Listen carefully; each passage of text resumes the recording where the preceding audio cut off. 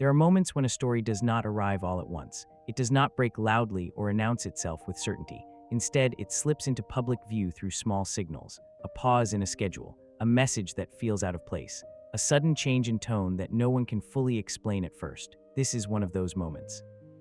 Over the past few days, quiet conversations have been building around a private gathering that took place far from cameras, far from official statements, and far from public records. On the surface, it looked ordinary, a closed-door dinner, a handful of high-profile guests, no press access, no photos released. These events happen all the time in elite circles and usually disappear without notice. But this one did not. What followed has been a steady flow of discussion rather than a single accusation. People close to the situation began speaking carefully, not in declarations but in questions, not in headlines but in cautious messages and private warnings. Something about that evening did not sit right, they said. Something shifted during that visit, and the effects did not stay contained. At first, the attention was focused elsewhere. Financial ties, business relationships, the reason the visit happened at all. That was the story most people thought they were following. But then a different line of conversation began to surface, one that had nothing to do with contracts or investments. It centered instead on personal behavior, private access, and boundaries that may have been tested behind closed doors. No official complaint has been filed. No verified footage has been released to the public. No formal statements have confirmed what is being suggested. And yet, the discussion has continued to grow, not because of sensational claims, but because of how measured and deliberate the people involved appear to be. This is where the situation began to change. Rather than denying anything outright, those closest to the event have gone quiet. Invitations have reportedly been withdrawn. Social circles have tightened. Long-standing connections appear strained. In places where reputation carries more weight than publicity, silence itself can become meaningful. What is unfolding now is not a scandal in the traditional sense. It is a slow, unsettling reassessment of intentions, of why certain doors were opened, of what may have been expected in return, and of whether trust, once extended in private, was misunderstood. To understand why this story refuses to fade, it is necessary to step back and look at how all of the pieces came together in the first place. Type to continue to Section 2. Section 2. To understand why this moment has drawn such careful attention, it helps to look at the people and circumstances involved, not as characters in a scandal, but as figures whose positions carry weight in private spaces where influence moves quietly. The gathering at the center of discussion was not a public event. It was hosted at a private residence known for discretion rather than display. Attendance was limited, and the guest list was reportedly curated through long-standing personal connections. These were not casual acquaintances. These were families and individuals who had crossed paths for years through business, philanthropy, and social obligation. The host, according to public records and widely known profiles, is a figure with deep financial reach and strong cultural standing. Someone accustomed to hosting international guests without incident. Someone whose reputation depends on stability and control, not spectacle. For that reason alone, the idea that a single dinner could cause unease has drawn quiet curiosity. The visiting couple arrived under a familiar premise. Their presence was explained as part of a broader regional visit that included meetings, discussions, and informal outreach. Nothing about their attendance appeared unusual on paper. In elite settings, such visits are often framed as exploratory, without firm agendas, and without public commitments. Still, some who were aware of the arrangements say there was an unusual level of care taken around privacy. No staff beyond the essential, no shared photography, security handled internally. These measures are not unheard of, but they are usually reserved for conversations that require insulation, either for personal reasons or future planning. At the time, no one outside a small circle thought much of it. What followed, however, did not align with expectations. In the days after the dinner, social signals began to shift. Messages that would normally receive quick replies went unanswered. Invitations that had been tentatively discussed were never confirmed. A few connections quietly distanced themselves without explanation. This alone would not be remarkable. Relationships change, plans fall through. But according to several strands of public commentary, the pattern appeared concentrated around those who were present or closely connected to the host household. Online discussion picked up slowly, not through leaked documents or recordings, but through indirect observation. People noticed who stopped appearing together, who removed whom from private social channels, who suddenly avoided association without offering context. Importantly, no one involved has publicly accused anyone else of wrongdoing. there have been no official claims of misconduct. The language used, where any has appeared at all, remains cautious and indirect. Words like uncomfortable, unexpected, and misunderstood appear more often than anything definitive. Some commentary has suggested that the discomfort stemmed from a perceived mismatch between expectations, that what one party viewed as networking or personal warmth may have been interpreted by another as intrusive or inappropriate. In settings governed by unspoken rules, even small miscalculations can carry outsized consequences. Others have questioned whether the visit itself had multiple layers, whether what was presented publicly as outreach may have included private motivations that were not shared with everyone in the room. These remain questions, not conclusions, and they are discussed largely in speculative terms. It is also important to note the role of intermediaries. High-level introductions rarely happen directly. They move through trusted connectors, people whose reputations depend on accuracy and discretion. When an introduction leads to discomfort, those intermediaries often feel the impact first. Some have reportedly expressed regret, though none have spoken on record. As this context became clearer, the focus of discussion shifted again, away from what may or may not have happened during a single evening and toward the broader implications. Why did the reaction appear so firm? Why did the social response feel final rather than temporary? In circles where public conflict is avoided at all costs, withdrawal is often the strongest available signal. It communicates boundaries without explanation. It protects all parties while quietly closing doors that may never reopen. This is why the story has continued to circulate without ever fully surfacing. It lives in implication rather than evidence, in patterns rather than statements, and in the growing sense that something occurred which, while not formally defined, crossed an internal line. At this point, many people began asking not what happened exactly, but why it mattered so much to those involved. And that question leads directly into the phase of the discussion. Type to continue to Section 3. Section 3. As the quiet distance between the people involved became harder to ignore, the discussion moved into a more reflective phase. Not louder, but more focused. People were no longer asking what rumor might surface. They were asking why so many reactions appeared to be happening without anyone saying very much at all. In public-facing stories, controversy usually expands through statements and counterstatements. This situation did the opposite. The absence of explanation became the central feature. According to public commentary, those closest to the host household did not dispute that the dinner occurred. They did not question who attended. They simply declined to add detail, and that restraint drew more attention than a denial ever would. Some observers began pointing out that in certain cultures and social structures, direct confrontation is considered unnecessary once trust has been broken. Instead, access is removed, invitations stop, calls go unanswered. The relationship is effectively closed without a formal ending. If that framework applies here, then the reaction itself may be the message.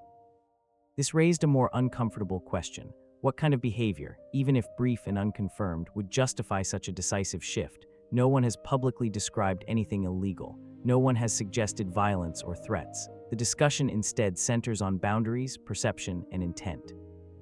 Several commentators noted that elite private gatherings often rely on shared understanding rather than explicit rules.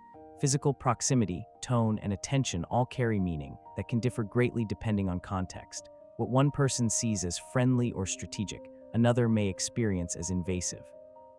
In this case, the focus has been on the visiting guest rather than the host, not because of proof, but because of precedent.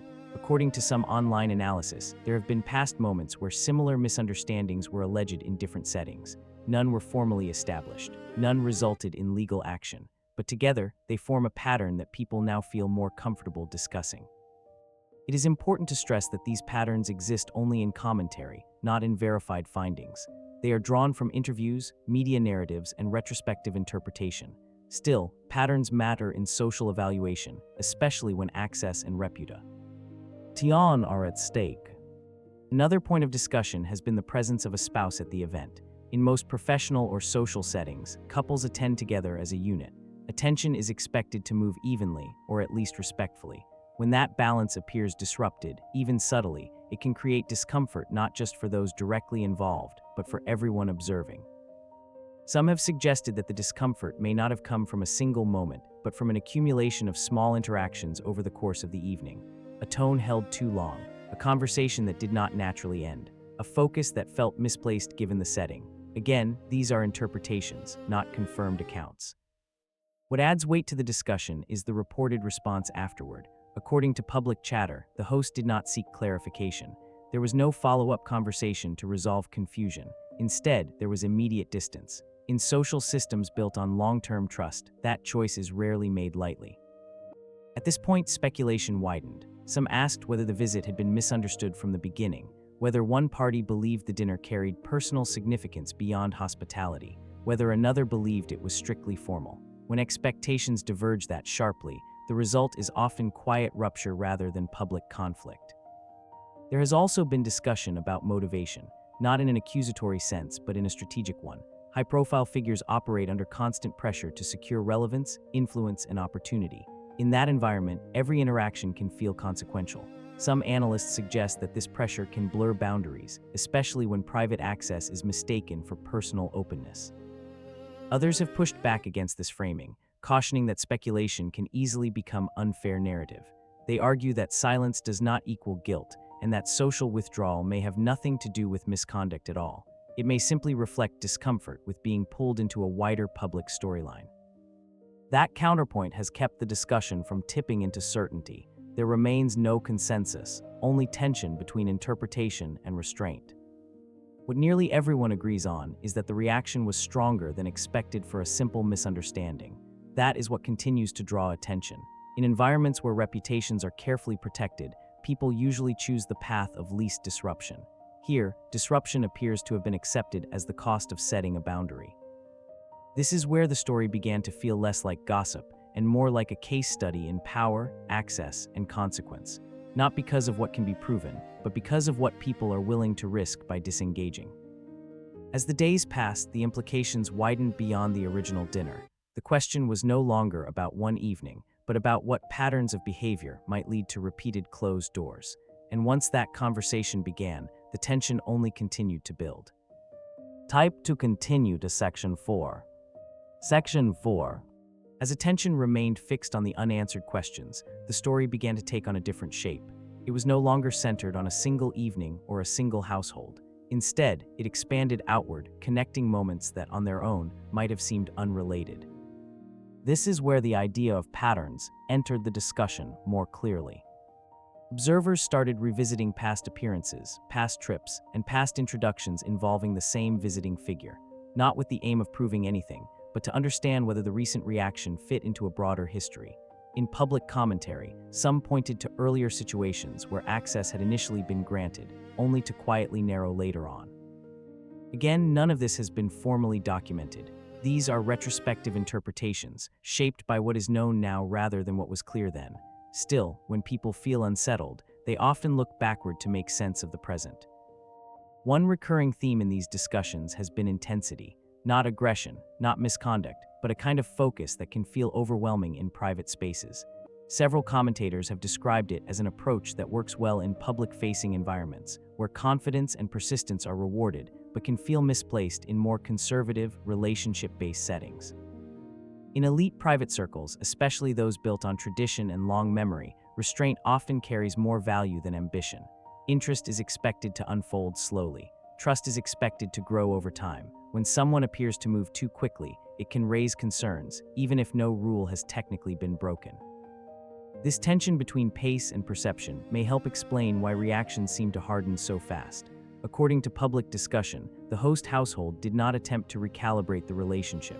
They did not suggest a pause or a reset. They simply stepped away.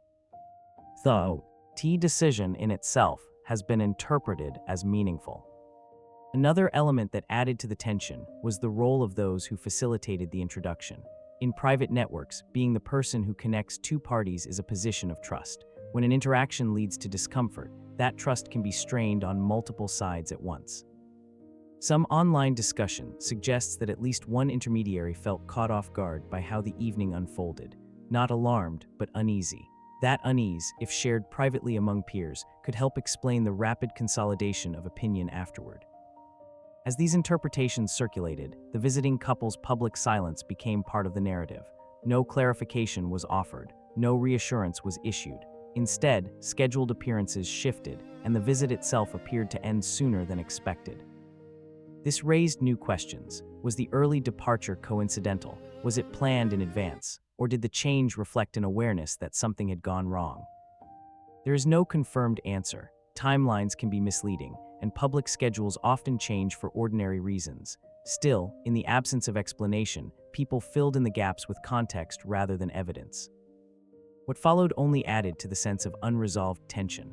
According to several reports, communication between the parties did not resume. No polite follow-up messages surfaced, even in indirect form. In environments where diplomacy is routine, that silence stood out. Some commentators have suggested that this was a deliberate choice to avoid escalation. By saying nothing, all parties avoided forcing the situation into public view. Others believe the silence reflected a belief that the boundary did not need to be explained. At the same time, discussion turned toward the personal dynamics of the visiting couple themselves, not in a judgmental way, but in a structural one. High-profile partnerships often involve complex divisions of role and attention. When one partner is more forward-facing, the other can become peripheral in private settings, even unintentionally. This dynamic, according to some analysis, can amplify discomfort in group environments, especially when hosts expect balance and mutual respect as part of the social contract. Even perceived imbalance can draw quiet scrutiny. It is important to note that none of these observations establish wrongdoing. They speak instead to fit, to whether a particular style aligns with a particular setting, and in this case, many feel the alignment was off. As the story circulated further, a new layer emerged. Discussion moved beyond social consequences and into reputational ones. In private elite communities, reputations are not shaped by headlines but by shared experience. Once a reputation shifts, it can be difficult to reverse. This may explain why some doors appeared to close simultaneously, not through coordination, but through shared understanding. When enough people independently decide to step back, the effect can look organized even when it is not. By this point, the story had taken on a quiet momentum. It was not driven by leaks or confirmations, but by the consistency of reaction. The same pattern appeared across different channels: distance, silence, withdrawal. And yet the lack of definitive information continued to restrain the conversation. No one stepped forward with proof. No one claimed authority. The discussion remained cautious, almost deliberately so. This balance between tension and restraint is why the story has lingered rather than exploded. It sits in an uneasy space between what is known and what is felt, between behavior that cannot be proven and reactions that cannot be ignored. As more people became aware of the situation, attention shifted again, this time toward how institutions, media, and broader public narratives respond when a story exists without confirmation but refuses to disappear. That shift would mark the phase of the discussion. Type to continue to Section 5. Section 5. Once the discussion moved beyond private circles, the response from the wider public and media took on a noticeably different tone, not louder but more cautious. This was not a story that could be treated like breaking news. There were no documents to verify, no recordings to authenticate, no official filings to cite, and yet the interest did not fade. Mainstream outlets largely avoided direct coverage. Instead, they acknowledged the situation indirectly. Schedules were mentioned. Appearances were noted as canceled or shortened. Language stayed neutral, careful not to imply cause. This restraint was not accidental. Without confirmation, responsible institutions tend to step back rather than speculate. Still, absence itself became part of the narrative. Commentary programs and long-form analysts began addressing the situation as a case study rather than an event. They spoke about how influence works in private settings, how access can be extended and withdrawn without explanation, how reputational consequences can occur even when no rules are formally broken. In these discussions, the focus shifted away from individuals and toward systems, how elite social structures regulate themselves, how boundaries are enforced quietly, and how public figures can find themselves suddenly isolated without ever being told why. Online reaction followed a similar pattern. While some voices rushed toward assumption, many others urged restraint. Phrases like "nothing has been confirmed" and "this remains unverified" appeared repeatedly. Viewers and readers seemed aware that speculation, once amplified, can harden into false certainty. At the same time, curiosity remained strong. People asked why, if nothing happened, so many connections appeared to dissolve at once. They asked why there had been no effort to publicly smooth things over. In high-profile environments, even symbolic gestures of goodwill are common. Their absence stood out. Institutions connected to the visiting figures also appeared to recalibrate. Public messaging narrowed. future plans were described more vaguely. The emphasis shifted toward general themes rather than specific relationships or regions. This was subtle, but noticeable to those familiar with how such messaging usually operates. Some commentators interpreted this as strategic caution. Others saw it as damage control. Both interpretations remain speculative. What is clear is that institutions rarely adjust their tone without reason, even if that reason is simply uncertainty. Meanwhile, those associated with the host household maintained complete silence. No background briefings, no anonymous quotes, no attempts to steer the narrative. In media terms, this is unusual. Silence on this scale often signals a decision that engagement carries more risk than benefit. Public reaction to that silence was mixed. Some saw it as dignified restraint. Others viewed it as tacit confirmation of discomfort. Without guidance, audiences projected their own frameworks onto the situation. Importantly, no legal bodies have acknowledged any complaints. No authorities have announced reviews or actions. This absence has been consistently noted by commentators as a reminder that discussion does not equal process. Speculation does not equal investigation. And yet, the story continued to circulate because it tapped into something broader than a single allegation. It raised questions about how power operates when it is informal, about how reputations are shaped without records, and about how quickly access can disappear when trust is questioned. This is why the discussion has not faded. It sits at the intersection of public visibility and private consequence, of figures who are constantly observed, navigating spaces where observation is unwelcome. As media cycles moved on, this story did not escalate. It settled. It became background noise rather than headline news, but background noise can be persistent, especially when it reflects unresolved tension. For many observers, the most telling aspect has been what did not happen. There was no public reconciliation, no symbolic reappearance together, no shared statement expressing mutual respect. In environments where image management is standard, that absence remains striking. By this stage, the question was no longer about what might emerge. It was about why the story still mattered at all. Why, despite the lack of confirmation, it continued to feel unfinished. The answer lies not in any single claim, but in the structure of the response itself. And that is what keeps the conversation alive as it moves into its final phase. Type to continue to Section 6. Section 6. The reason this story continues to circulate is not because of new information, but because of what it reveals about how certain worlds function when things quietly go wrong. It has become less about individuals and more about the mechanisms that govern access, trust, and consequence behind closed doors. In many public controversies, resolution comes through proof or denial. Someone presents evidence, someone responds, the story moves forward or collapses. Here, neither has happened. Instead, the situation has settled into a kind of unresolved awareness. People sense that something occurred, but also sense that it will never be formally described. This unresolved state is uncomfortable, and that discomfort is precisely what keeps attention focused. For public figures, visibility is usually an asset. Attention can be managed, redirected, or reframed, but private networks operate on different rules. Visibility is often a liability. What matters is not how something looks to the public, but how it feels to those with long memory and shared standards. According to public commentary, the most lasting impact of this episode may not be reputational damage in the traditional sense, but limitation. Fewer invitations, narrower access, a sense that certain rooms are no longer available, even if no one ever says so directly. This kind of consequence is difficult to measure and impossible to contest. There is no appeal process for social withdrawal. There is no statement that can reverse a decision that was never announced. And for people accustomed to negotiating outcomes, that lack of leverage can be deeply unsettling. Another reason the story persists is because it challenges familiar narratives. Public audiences are used to clear roles, heroes and antagonists, accusers and defenders. This situation offers none of that clarity. Instead, it presents ambiguity layered on ambiguity. Some viewers feel compelled to fill in the gaps, to impose certainty where none exists. Others resist that urge, recognizing that restraint is part of responsible analysis. The tension between those impulses keeps the discussion active without allowing it to harden into conclusion. There's also a broader cultural element at play.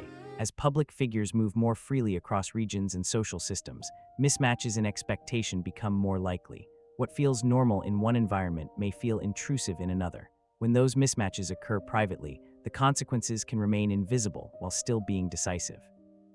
In this case, the lack of public reconciliation suggests that at least one party believes the boundary crossed was not negotiable. That belief, whether shared or not, effectively ends the conversation before it begins. It is also worth noting how carefully language has been used by everyone involved. There have been no dramatic leaks, no anonymous accusations pushed into the media cycle. This suggests an awareness that escalation would harm all parties, regardless of fault. That restraint points to something else, a desire to contain the situation rather than exploit it. In an age where attention can be monetized, choosing silence over spectacle is a notable decision. Still, silence has its limits. It cannot erase curiosity. It cannot fully suppress interpretation. It can only delay resolution, sometimes indefinitely. As time passes, the story may fade from active discussion, but it is unlikely to disappear entirely. It will resurface in context, in future decisions, in questions about why certain paths were not taken or certain opportunities did not materialize. This is how stories like this endure, not as events but as reference points, quiet reminders that access is conditional and that misalignment, even without proof, can carry lasting weight. As the immediate attention softens, what remains is a more subdued reflection, one that asks not who was right or wrong, but what this situation reveals about the spaces where power operates without documentation. That reflection leads naturally into a calmer, more measured conclusion. Type to continue to Section 7. Section 7. In the end, this story does not offer the kind of closure people often expect. There is no final statement to quote, no definitive account to rely on, and no moment where all sides step forward to explain what truly happened behind those closed doors. What it offers instead is a quiet lesson in how influence, trust, and perception interact when the rules are unwritten. Nothing about this situation has been officially confirmed, and it may never be. The people closest to it appear content to let silence stand in place of explanation. That choice alone suggests that, for them, the matter is already settled. For observers, the discomfort comes from the lack of resolution. We are used to stories that end with answers. This one ends with distance, with connections that did not resume, with plans that quietly dissolved. It is tempting to read certainty into those outcomes, but doing so would ignore the complexity of private social systems. In those worlds, actions are rarely explained because explanation itself can be seen as unnecessary or even inappropriate. What remains clear is that something shifted. A line, visible only to those present, appears to have been crossed or at least approached closely enough to prompt retreat. Whether that line was one of expectation, etiquette, or intent is something only the people involved truly know. The broader takeaway is not about blame, it is about fit, about how different environments demand different kinds of awareness, and about how public confidence does not always translate smoothly into private acceptance. This story continues to resonate because it feels unfinished, not because it is unresolved. For those directly affected, resolution may have come quietly and completely. For the public, we are left only with patterns and pauses to interpret. And perhaps that is the point. Some stories are not meant to be consumed as spectacle. They exist as reminders that access is a privilege, not a guarantee, that silence can be a form of response, and that in certain circles, the most decisive moments leave no record at all. As attention shifts elsewhere and headline. As move on, this situation will likely settle into the background, not forgotten, but no longer examined daily. It will surface only when context demands it, as an example of how quickly circumstances can change when expectations collide. Until then, all that can be said with confidence is this: what happened, whatever its nature, was enough to alter relationships that once seemed secure, and in worlds built on long memory, that alteration matters more than any public explanation ever could. The story does not end with a revelation. It ends with a quiet understanding that not every turning point announces itself. Some simply close the door and move on.